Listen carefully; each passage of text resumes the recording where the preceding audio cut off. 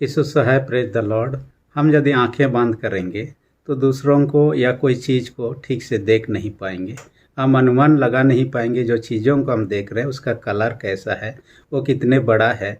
हम यदि यात्रा भी करेंगे, आगे बढ़ेंगे, चलेंगे फिरेंगे, हम देख नहीं पाएंगे हम सही दिशा में जा रहे हैं, गलत दिशा में जा रहे हैं।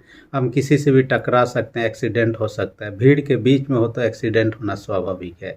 इसलिए जो लोग कम से कम आँख भी यदि ठीक से दिखाई ना दे रहा हो, वे इलाज करके आंख देखने का प्रयत्न करते हैं ताकि सही दिशा में देख सके, जान सके, चल सके।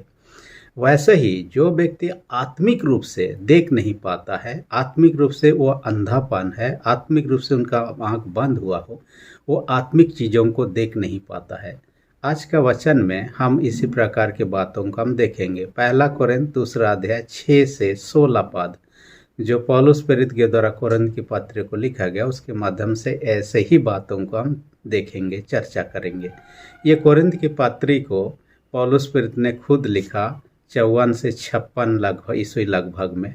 जब पहले मिशनरी यात्रा के समय, दूसरी मिशनरी यात्रा के समय वह कोरिन्थ मंडली को गया हुआ था। 18 महीना तक रहा था। ये लगभग 50 ईस्वी के लगभग था और उसी के दरमियान मंडली स्थापना हो जाता है। अब तीसरी मिशनरी यात्रा के समय जब वह इफिसुस में था, इस पत्री को लिखता है। असल में लिखने का वजह भी था क्योंकि कोरिन्थ मंडली जहां उन्होंने खड़ा किया था वहां कई प्रकार के गड़बड़ी था। कोरिन्थ मंडली ऐसे बदनाम शहर था और कई रीति से वह बदनाम था। फिर भी वहाँ मंडली खड़ा करने के बाद उम्मीद करता था ये लोग सही रूप से रहेंगे, परंतु उनके बीच में गड़बड़ी पाया गया। और इन गड़बड़ी की सूचना उनको किससे मिलता है? उनको मिलता है, पहला है एक परिवार था जिसका नाम था खलोए की परिवार। एक खलोए की परिवार पौलुस से मुलाकात करके उनको बताता है कि कोरिन्थ की मंडली में किन किन प्रकार की गड़बड़ी है। दूसरा जानकर उनको मिलता है, कोरिन्थ मंडली की ओर से एक चिट्ठी लिखकर पौलुस को भेजा गया और उसमें बताया गया कि उनके मंडली में क्या क्या समस्याएं सब हो रही है। तीसरा, उनको 3 व्यक्तियों के माध्यम से उनको जानकारी हासिल होता है। ये 3 व्यक्ति थे, स्तिफनस, दूसरा व्यक्ति था फुर्तुनातुस, तीसरा व्यक्ति था अखाइकुस। ये 3 व्यक्ति, स्तिफनस, फुर्तुनातुस और अखाइकुस, ये 3 व्यक्ति पौलुस से मिलते हैं। वे लोग भी कोरिन्थ के मंडली के बारे में उनको जानकारी देते हैं और इसी के बाद में उन समस्याओं को समाधान के निमित्त और मसीही विश्वास सिद्धांत की बातों को बताने के निमित्त ये पत्र लिखता है और उनके पास में भेजता है। असल में कोरिन्थ की मंडली कई चीज़ों से बदनामी था। पहला तो था ये व्यभिचार से भरा हुआ शहर था, वैश्या लोगों का शहर था और लोग व्यभिचार में पड़े हुए थे। दूसरा क्या था, ये नशे का शिकार हो चुका था और लोग नशे में धुत हुआ करते। तीसरी विशेष बात, उनके बीच में विभाजन था और मसीह विश्वास में आने के बाद में उनके बीच में भी कोई पौलुस का, कोई अपुल्लोस का, कोई और का, कई प्रकार के ग्रुप में ये लोग विभाजित हुए थे। चौथी विशेष बात है, ये ज्ञान का शहर था। यहाँ ज्ञान और दर्शन की बातें हुआ करता था। कई दार्शनिक लोग इस शहर में आया करते और उनको नई नई शिक्षा देते थे। इस कारण से वहाँ के लोग अपने आप को ज्ञानी समझते थे और घमंड करते थे इस पर। और इसी के क्रम में ही पौलुस प्रेरित वहाँ मंडली स्थापित करता है। परंतु आज के वचन में हम खास कर देखेंगे पहला कोरिन्थ 2 6 से 16 के अनुसार में मैंने शीर्षक रखा है परमेश्वर का ज्ञान। जो बाइबल में दिया हुआ शीर्षक मैंने लिया है परमेश्वर का ज्ञान, नॉलेज ऑफ गॉड। असल में इसके अंतर्गत हम 3 पॉइंट पर चर्चा करेंगे। पहला पॉइंट है परमेश्वर का गुप्त ज्ञान का प्रचार करना। परमेश्वर का गुप्त ज्ञान का प्रचार करना। यहाँ हम हेडिंग में जैसे देख दिए थे कि परमेश्वर का ज्ञान, ये परमेश्वर का ज्ञान क्या है? असल में यहाँ पर परमेश्वर का वचन को कहा गया, बाइबल वचन को कहा गया और इसलिए कहा गया कि परमेश्वर सब ज्ञान का भंडार है। उसके पास ज्ञान का भंडार है और उसी से हम ज्ञान को प्राप्त करते हैं। और जो वचन जो हम देखते हैं वो परमेश्वर का प्रेरणा से ही लिखा गया है। इसलिए जो उनके अंदर में बुद्धि ज्ञान था, वो बुद्धि ज्ञान ही हम वचन में पाते हैं। इसलिए यहाँ पर शीर्षक दे दिया परमेश्वर का ज्ञान कहता है, क्योंकि बाइबल हमें बताती है, पहला तीमुथियुस उसका 2 अध्याय 16 पद कहता है, परमेश्वर का वचन परमेश्वर के आत्मा के प्रेरणा से लिखा गया है। इसलिए उसका प्रकाशन इसमें हम देखने पाते हैं, ज्ञान की बात इसमें देखने पाते हैं। जो ज्ञान ईश्वर का, वो ज्ञान बाइबल वचन में देखने, और यीशु मसीह को भी परमेश्वर का ज्ञान के रूप में समझा गया है। और वह परमेश्वर का ज्ञान क्या, देह सहित प्रकट हो गया हमारे बीच में, ताकि लोग जाने, उस परमेश्वर का ज्ञान को जान सके, पहचान सके। और ये परमेश्वर का ज्ञान को प्रचार करने, दूसरों को बताने का जिम्मा यीशु मसीह ने स्वयं आपको, मुझे दिया है, कलीसिया को दिया है। मत्ती 28:19 में कहता है, तुम जाके सब देशों के लोगों को शिष्य बनो। यानी कि प्रचार करने का या इसके बारे में बताने का यीशु मसीह का आदेश है। हम उसी का आदेश का पालन ही मात्र करते हैं। या पौलुस प्रेरित इसलिए कहता है, परमेश्वर की गूढ़ बातों का ज्ञान को हम सुनाते हैं। उस समय के कोरिन्थ मंडली में जो दार्शनिक कथा था, ज्ञान की बातें थे, वो ज्ञान की बातों को नहीं प्रचार कर रहे, नहीं बता रहे, परंतु परमेश्वर के गुप्त ज्ञान की बातों को बता रहे। देखिए, वचन यदि घर में रहेगा, वचन को बीज के साथ तुलना किया गया है। बीज को यदि, अनाज को यदि आप घर में रखे रहेंगे, वो कभी भी बढ़ेगा नहीं, वैसा का वैसा रहेगा। लेकिन आप यदि बीज को लेकर जमीन पर बोते हैं, बोने के बाद में वो अंकुरित होता है, बड़ा होता है, तब फल फलने लगता है, तब उसका कई गुना हम फल प्राप्त करते हैं। वैसे ही परमेश्वर का वचन को सिर्फ रखा हुआ रहेगा, वह फलेगा फूलेगा नहीं। इसलिए परमेश्वर का वचन को बोने की काम है, और वो खेत में नहीं, मनुष्य का हृदय में बोने की बात है। और बोने के द्वारा ही हम उससे कई उपज को देख सकते हैं, प्राप्त कर सकते हैं। देखिए, कीमती बीज को यदि घर में रखे रहेंगे, नहीं बोएंगे, तो उसके उपज क्या होगा। मैं देखने का प्रयास कर रहा था और पढ़ रहा था कि संसार में ऐसा कई सारे बीज है जिसको लगाता है, जो बहुत कीमती है। इसमें से मैंने देखा, एक पेड़ सबसे ज़्यादा दाम में अब तक बिका हुआ मैंने पाया, और उसको लगाने के लिए जापान देश के लोग लगे रहते हैं। असल में उस पेड़ का नाम है बोनसाई। ये बोनसाई पेड़, जो एक पेड़ बिका गया, जो 800 साल तक जीवित रहा, और उसके बाद में वो बिक्री किया गया, नीलामी में बिक्री किया गया। वो 9,70,00,000 में बिका, जो अब तक का सबसे ज़्यादा दाम में बिकने वाला। अफ्रीका के लोग एक पेड़ को लगाने में लगे रहते हैं। उस पेड़ का नाम अफ्रीकन ब्लैकवुड, और ये अफ्रीकन ब्लैकवुड पेड़ बहुत ही कीमती होता है। उसका 1 किलो लकड़ी का दाम ही कहा जाता है लगभग 8 से 8.5 लाख रुपया। जब 1 किलो का ही 8 से 8.5 लाख रुपया, एक पेड़ यदि बढ़ जाए, वो तो कितने ये का होगा, वजन का होता है, तब तो व्यक्ति कितना धनी हो सकता है। इसलिए उसका बीज को लगा के उसको बड़ा करने। लेकिन यहाँ कहते हैं वचन रूपी बीज की बात, ये जितनी चर्चा हमने किया, उससे बढ़कर उसका कीमत नहीं आंका जा सकता है।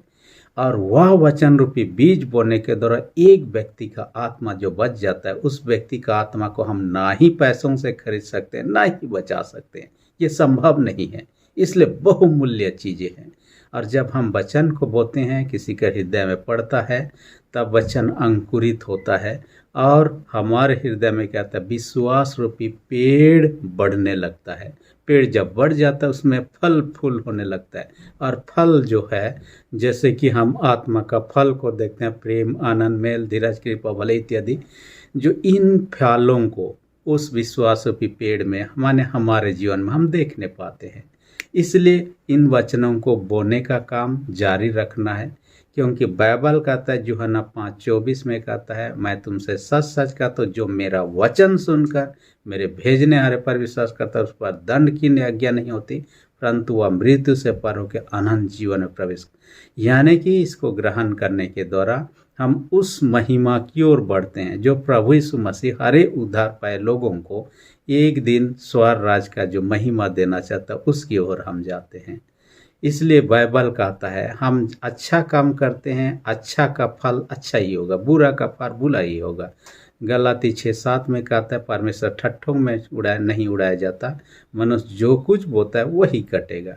यानी हम कर्म के रूप में जो कुछ करते हैं उसका प्रतिफल भी वैसा ही मिलेगा। दूसरा जिस पर हम चर्चा करेंगे कहता है स्वाभाविक मनुष्य का जीवन का चर्चा करते हैं। स्वाभाविक मनुष्य को यहाँ सांसारिक मनुष्य भी कहा जा सकता है। सांसारिक मनुष्य क्या कहता है या स्वाभाविक मनुष्य क्या कहता है? ये सांसारिक अभिलाषाओं के अनुसार जीवन व्यतीत करता है। संसार की जितने भी अभिलाषाएं हैं वो हमें क्या करता है? अपनी ओर खींचता है, पाप की ओर खींचता है। सांसारिक अभिलाषाएं क्या करता है? पाप की ओर खींचता है। और इसके अनुसार जीने वाला व्यक्ति को ही यहाँ स्वाभाविक मनुष्य कहा गया है। और ऐसे व्यक्ति क्या करता है?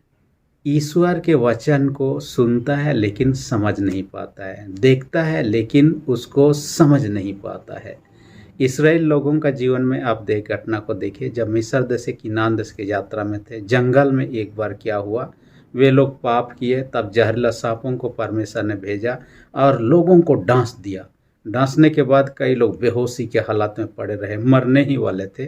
तब परमेश्वर ने मूसा से कहा आपने एक पीतल का सांप बनाई और एक बड़ा सा खंभा में उसको लटका दीजिए।